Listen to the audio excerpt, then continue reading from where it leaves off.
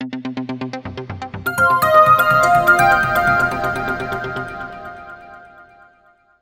बच्चों, आज हम लोग class 9th NCERT mathematics chapter 11 surface area and volume के थ्योरेटिकल पोर्शन को कवर करेंगे।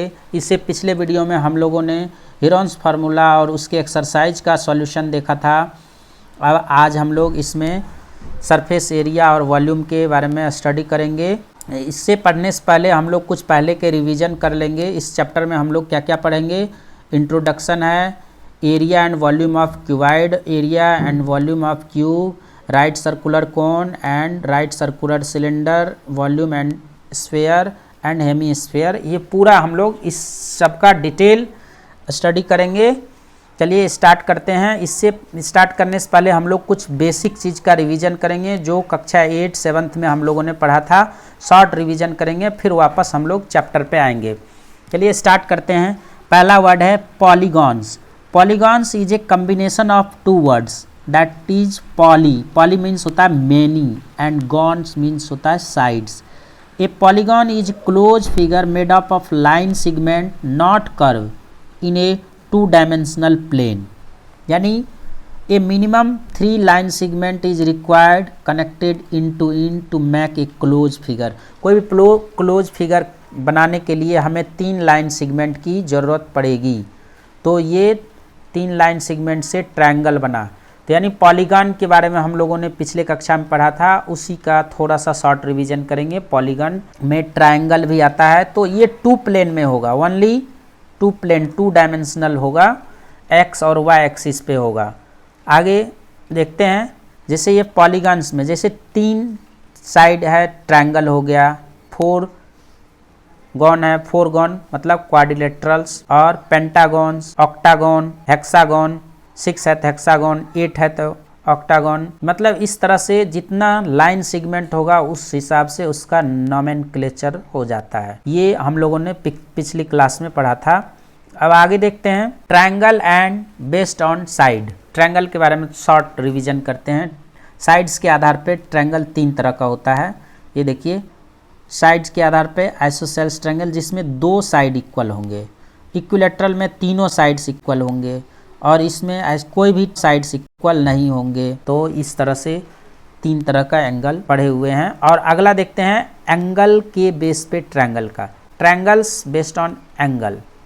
एंगल के हिसाब से क्या होता है, एक होता है एक्यूट एंगल ट्रायंगल, एक होता है राइट एंगल ट्रायंगल और ऑब्ट्यूज।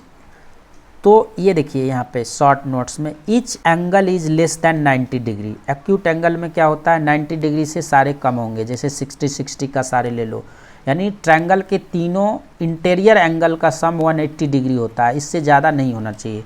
यानी ये कह रहा है कि ईच एंगल, सारे एंगल 90 से कम होगा तो एक्यूट ट्रायंगल बोलेंगे। राइट एंगल में कोई भी एक एंगल क्या हो, राइट एंगल 90 डिग्री के बराबर हो तो उसको क्या बोलेंगे, right angle triangle. Obtuse angle triangle में any one triangle is greater than 90 degree. एक एंगल क्या होगा 90 डिग्री से, मान लो कि ये 110 डिग्री है, 110 डिग्री है तो ये हो जाएगा, मान लो कि ये अलग अलग हो जाएगा। 70 ये मान लो कि 30 हो गया, ये हो गया 40। तो इस तरह से जो है ये हो गया ऑब्ट्यूज एंगल ट्रायंगल। अब अगला देखते हैं क्वाड्रिलेटरल्स यानी 4 गॉन। इसमें क्या होगा, 4 लाइन सेगमेंट होगा। अब इसमें जैसे टाइप्स ऑफ क्वाड्रिलेटरल्स में आता है rectangle, square, parallelogram, rhombus, trapezium. इसका एरिया के बारे में थोड़ा सा देख लेते हैं क्या क्या है। स्क्वायर का क्या होता है, साइड इनटू साइड। स्क्वायर ये है, चारों साइड इक्वल होंगे इसमें, तो क्या होगा, साइड इक्वल होता है तो साइड इनटू साइड, साइड का स्क्वायर हो गया इसका एरिया। रेक्टेंगल में L इंटू बी होता है, क्योंकि आमने सामने का साइड इक्वल होता है और एंगल 90 डिग्री होता है तो इसका area L into B. Parallelogram में क्या होता है, पैरेललोग्राम ये है, इस पर से आप पैरेललोग्राम में एक परपेंडिकुलर डालोगे तो बेस इंटू हाइट, ये हो गया आपका पैरेललोग्राम का एरिया निकल गया।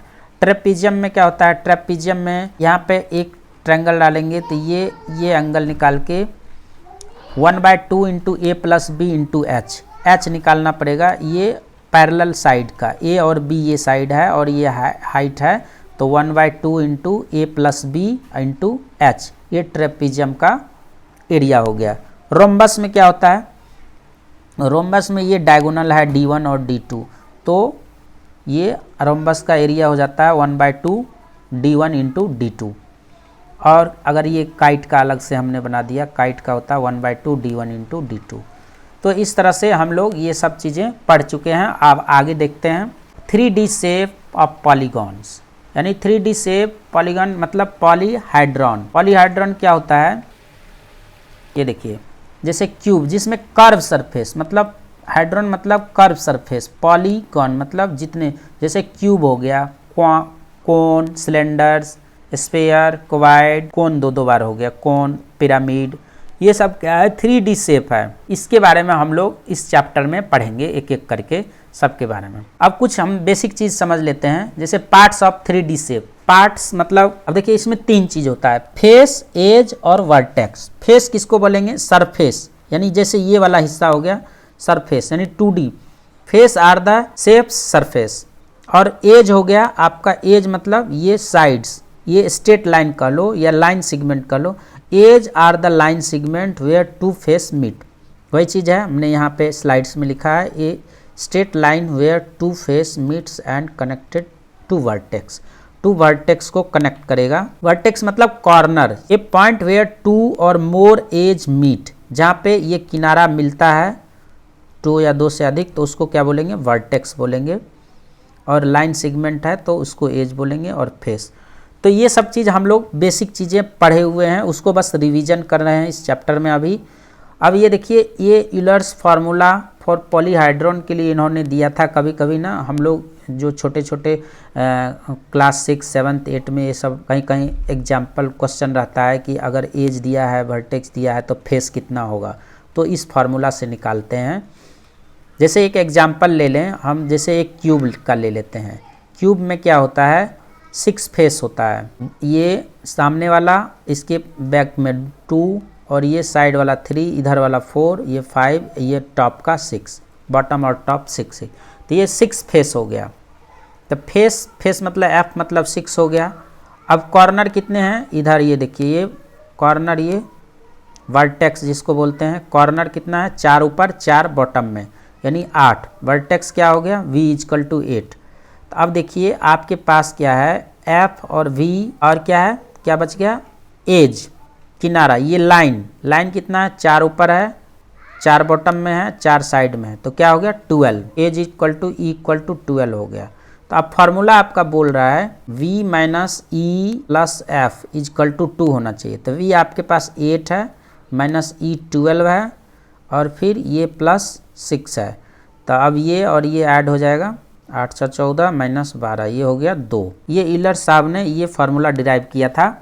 जो ये सब हम लोग पढ़ चुके हैं, ये सब इसमें पढ़ना नहीं है, हम रिवीजन करा रहे हैं। अब आगे चैप्टर में शुरू करते हैं। अब हम लोग देखते हैं surface area of cuboid. Cuboid का सरफेस एरिया कैसे निकालते हैं। ये देखिए एक ये क्या होता है, रेक्टेंगुलर फेस से बनता है ये क्यूबॉइड। ये रेक्टेंगल है, रेक्टेंगल में क्या होता है, L × B। तो ये L × B और ये क्या हो गया H, सॉरी ये इसको H और ये B। ये रेक्टेंगल है, ये और ये L हो गया, ये और ये H हो गया, और ये B हो गया, ये B हो गया, ये B हो गया, और ये ऐसे। तो अब यहाँ पे हम लोग को समझते हैं कि इसमें क्या है ना, 6 फेस होता है। तो अब इसको आप इधर से खोलोगे तो ये 1 नंबर वाला ये वाला हो जाएगा। इसका नाम क्या हो जाएगा, नोमेनक्लेचर कर दो। तो ये देखो AD ये हो जाएगा, ये वाला हिस्सा और ये वाला हिस्सा ऊपर कर दिए, तो ये AD, और ये आपका हो गया B और C, ये पोर्शन हो गया BC। इसी तरह से अब नीचे वाला ये वाला 6 नंबर वाला क्या हो जाएगा, BC हो गया, तो ये GH हो जाएगा, ये G, ये नीचे वाला पोर्शन GH, ये वाला ये पोर्शन हो जाएगा GH हो गया। अब क्या होगा, ये नीचे वाला पोर्शन क्या हो जाएगा, F और E। यहाँ से देखिए ये F और E, GH के बाद ये ट्रायंगल, ये वाला एरिया ये हो गया 2 नंबर। अब इसी तरह से ऐसे खोलेंगे हॉरिजॉन्टल में, ये तो वर्टिकल वाला हो गया। अब हॉरिजॉन्टल में खोलेंगे तो ये वाला एरिया क्या हो जाएगा, देखिए यहाँ पे D और E हो जाएगा, DE, डी और ई, क्योंकि सी एच ऑलरेडी है यहाँ पे, आपका सी और एच है ही है, तो ये वाला फेस ये वाला हो जाएगा 4 नंबर। और ये वाला फेस क्या हो जाएगा, जो नीचे वाला पर्सन है, यहाँ से देखिए बी जी, बी और जी ये है, तो ये वाला फेस क्या हो जाएगा, ये, तो आपका यहाँ पे ए और एफ हो जाएगा, और ये डी ई हो जाएगा, डी ई कहाँ है, डी और ई ये वाला फेस ऊपर वाला। तो इस तरह से 6 फेस है। तो अगर इसके लेंथ में देखेंगे तो ये एल हो गया, ये बी हो गया और ये एच हो गया। तो इस तरह से दो कॉमन हो जाएगा, 2 एल बी वाला हो जाएगा, 2 बी एच और 2 एल एच, क्योंकि रेक्टेंगल का एरिया हम पढ़ चुके हैं क्या होता है, एल इंटू बी होता है। तो एल इंटू बी ये क्या है, फेस है। तो ये 6 फेस का एरिया को क्या कर दिए, जोड़ दिए, सम कर दिए, तो क्या हो गया, याद रखना 2 into L into B, B into H और एल इंटू एच। अब इसमें एक और आएगा lateral surface area, lateral surface area of cuboid. तो लेटरल में क्या होता है, टॉप और बॉटम को हटा दोगे तो वो हो जाएगा लेटरल सरफेस एरिया। लेटरल मतलब कर्व सरफेस एरिया। ये देखिए आपके सामने है, lateral surface area of cuboid यानी total surface area of cuboid minus area of top and bottom face of the cuboid. Top और बॉटम को हटा देंगे तो जो कर्व सरफेस एरिया आएगा वही लेटरल सरफेस एरिया कहलाएगा। तो इसमें से ये ट्रायंगल और ये रेक्टेंगल का माइनस कर दिए, area of A B C और ये नीचे वाला एफ जी एच, तो ये माइनस हो जाएगा। तो 2LB माइनस हो जाएगा, तो 2LB वाला पोर्शन ये कैंसिल हो जाएगा, तो क्या बचेगा 2 into B H into L H. H दोनों में कॉमन है तो एच निकाल लेंगे, तो क्या हो गया 2H into L plus B. ये याद रखना है lateral surface area of cuboid. ये हम लोग को चैप्टर में पढ़ना भी है, इस पे न्यूमेरिकल प्रॉब्लम भी है, वो भी सॉल्व करेंगे। अब यहाँ पे समराइज वे में वॉल्यूम क्या होता है, L into B into H. तो ये याद रखना है, ये हाइट हो गया, ये बी हो गया, ये एल हो गया। तो ये क्यूबाइड का लेटरल सरफेस एरिया हो गया 2 into H into L plus B. अब यहाँ पे total surface area 2 into L B plus B H plus H L, ये हो गया। और volume L into B into H cuboid का, ये नोट कर लेना है, नोट्स बना लेना है, ठीक है। अब सरफेस एरिया ऑफ क्यूब किससे बना होता है, स्क्वायर से। क्यूब में क्या होता है, ऑल साइड्स इक्वल होता है, ए, तो इसका एरिया क्या हो जाएगा ए स्क्वायर। तो हमने यहाँ पे एक में दिखा रखा है ए स्क्वायर। इसको आप ओपन करोगे तो ये इस फॉर्मेट में, यानी ये भी 6 फेस हो जाएगा। तो इसमें हाइट लेंथ ब्रेथ सब क्या होता है, इक्वल होता है।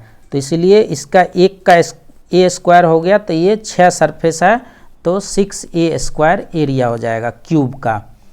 अब वॉल्यूम क्या हो जाएगा, ए इंटू ए इंटू ए इंटू ए, तो यानी ए क्यूब हो जाएगा वॉल्यूम। और अगर आप टॉप और बॉटम हटा दोगे तो lateral surface area of cube क्या हो जाएगा 4। तो ये एक और टॉप और बॉटम वाला हटा दो तो 4A स्क्वायर हो जाएगा। देख लेते हैं समरी में, यहाँ पे देखो ये क्यूब है, इसका lateral surface area 4A square और total surface area 6A square और वॉल्यूम ए क्यूब, ये याद रखना है। अगला है right circular cone. Right circular cone के बारे में देखते हैं क्या होता है। A right circular cone is a type of cone with an axis perpendicular to plane of the base and a right circular cone is generated by a revolving right triangle about one of its leg. कह रहा है कि right angle को उसके एक leg पे, ये right angle है और इसको रिवॉल्व कराएंगे तो क्या बनेगा, सर्कुलर, एक बेस में सर्कुलर सर्किल बनेगा। और ये इस तरह से इसको कोन बोलेंगे, क्योंकि ये 90 डिग्री का एंगल बन रहा है, इसलिए राइट ट्रायंगल बन रहा है, तो इसी को राइट सर्कुलर कोन बोलेंगे।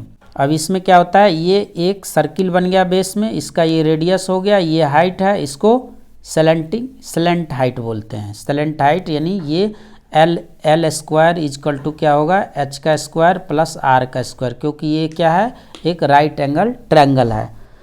अब देखते हैं कोन दो तरह का होता है, एक राइट सर्कुलर कोन होता है और एक ऑब्लिक कोन होता है। ऑब्लिक कोन मतलब उस राइट एंगल नहीं फॉर्म होगा उसके सेंटर पे यानी बेस पे, और ये इसमें ये एंगल 90 डिग्री का होगा, इसलिए इसको राइट सर्कुलर कोन बोलेंगे और ये ऑब्लिक कोन बोलेंगे। और दूसरा इसको और समझने के लिए अगर इसका क्रॉस सेक्शन यहाँ से काट देंगे तो ये सर्किल बन जाएगा, और जबकि इसका क्रॉस सेक्शनल से क्या होगा, ओवल शेप करेगा। तो ये दोनों में डिफरेंस है। अब आगे देखते हैं surface area of right circular cone. Surface area कैसे निकालेंगे, क्योंकि ये देखो ये तो सर्किल है, क्योंकि इसका रेडियस पता है तो ये सर्किल है तो इसका पाई आर स्क्वायर हो जाएगा। तो अब बचा कर्व सरफेस एरिया निकालने के लिए। तो कर्व सरफेस एरिया के लिए क्या करेंगे, यहाँ से कट कर दिए तो ये क्या हो गया, एक सर्किल फॉर्म हो गया।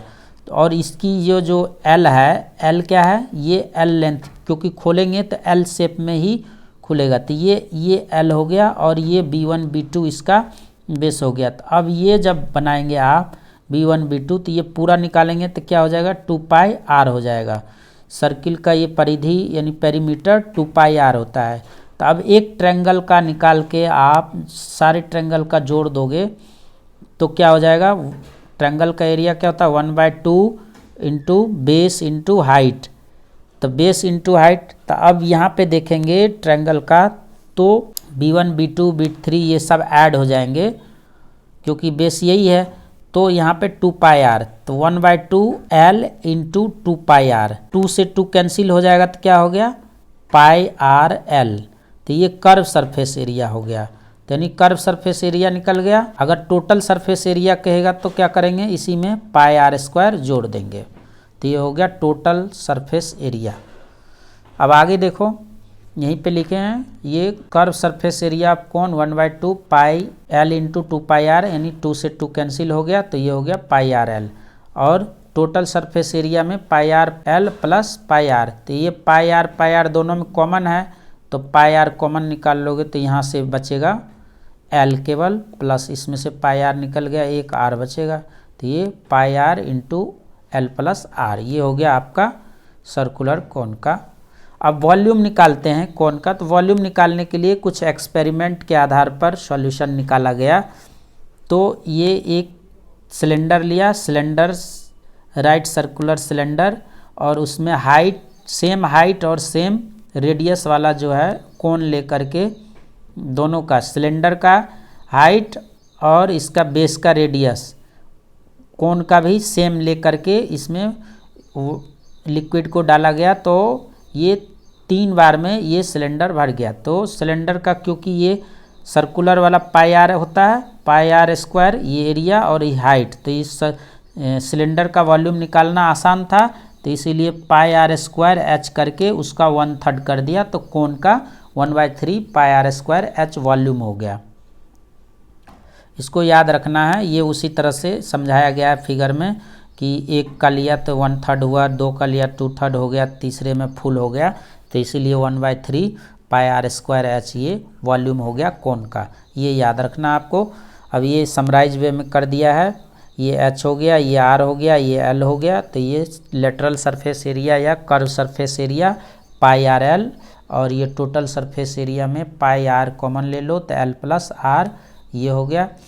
और volume 1/3 pi r square h, ये याद रखना है।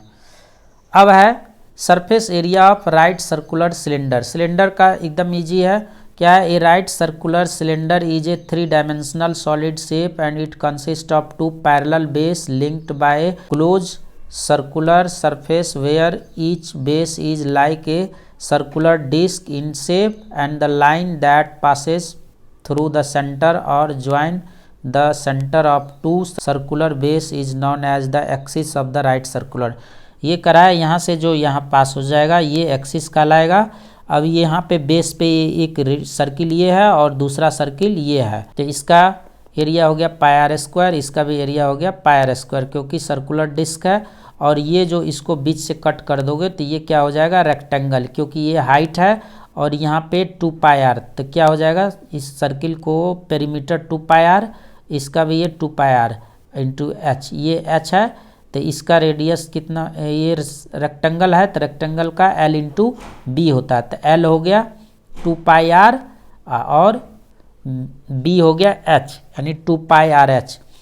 तो ये तीनों को जोड़ देंगे तो क्या हो जाएगा 2πr² प्लस ये सर्किल का ये और ये प्लस 2πrh। ये हो गया total surface area of cylinder. अब यहाँ पे देखो टोटल सरफेस एरिया 2πr, देखो 2πr कॉमन ले लिए, 2πr कॉमन ले लिए तो h प्लस r हो जाएगा, क्योंकि यही था ना 2πrh प्लस 2πr²। इसी को सॉल्व कर दिए, 2πr दोनों में कॉमन है तो ये निकल गया। तो ये आपका फार्मूला हो गया 2πr into h plus r।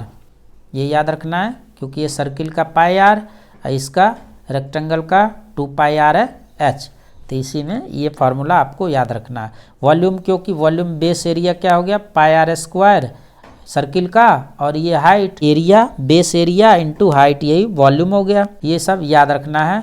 Lateral surface area में क्या किए, ये दोनों टॉप और बॉटम को माइनस कर दिए, तो ये बीच वाला जो कर्व सरफेस एरिया हो गया ये हो गया 2πrh। अगर सबको जोड़ देंगे total surface area 2πr into r plus h, volume πr² h, ये याद रखना है। अब है sphere. A sphere is a 3 dimensional figure, solid figure which is a made up of all point in A space which lies at the constant distance called the radius and from a fix point called the centre of the sphere.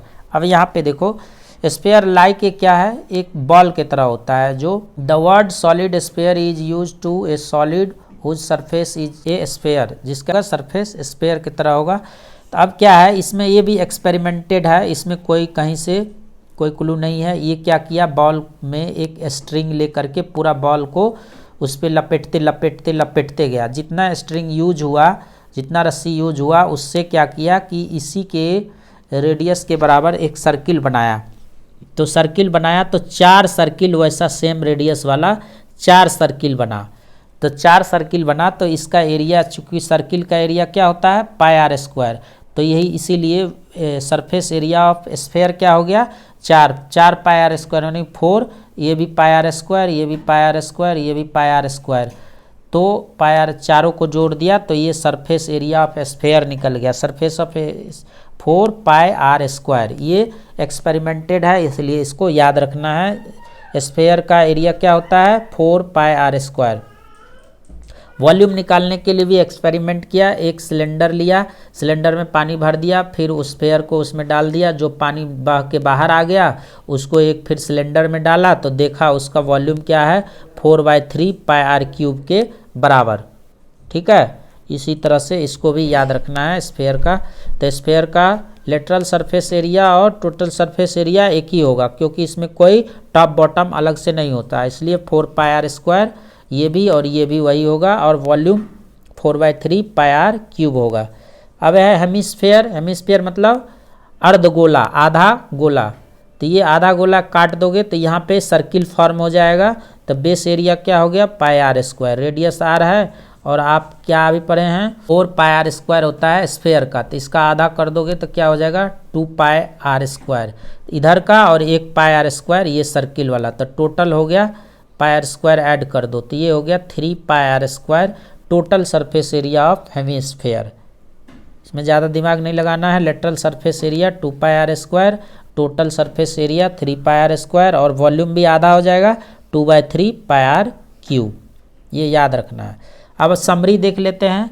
अब ये है cube का हमने lateral surface area बताया था 4a², और total surface area 6a², और cuboid का हो गया 2h। लेटरल सरफेस एरिया में से 2lb माइनस हो जाएगा तो 2h into l plus b, और टोटल में 2 into lb plus bh plus hl। ये याद रखना है। कोन का πrl लेटरल सरफेस एरिया, और total surface area πr into l plus r, और सिलेंडर का h हाइट और रेडियस r है तो क्या हो गया 2πrh कर्व सरफेस एरिया, और total surface area 2πr into r plus h। Sphere में लेटरल सरफेस एरिया 4πr², और टोटल सरफेस एरिया भी वही होगा। हेमिस्फीयर में 2πr², और टोटल में 3πr², क्योंकि ये वाला ऐड हो जाएगा इसमें। प्रिज्म में बेस और उसका height, perimeter of the base into height, ये हो जाता है प्रिज्म का area, lateral surface area total में, और 2 बेस का एरिया जुड़ जाएगा, 2 into area of the base. ये पिरामिड में, ये नेक्स्ट क्लास में हम लोग को पढ़ना है, 9th में है नहीं, तो इसलिए याद रखना है कि 1/2 perimeter of base into salient height, ये हो जाता है पिरामिड का। अब यहाँ पे देखो इस चार्ट में वॉल्यूम नहीं लिखा हुआ था, वॉल्यूम इसमें है, तो ये आप एक नोट्स बना लीजिए चार्ट में और इसको याद रखिए तीनों को।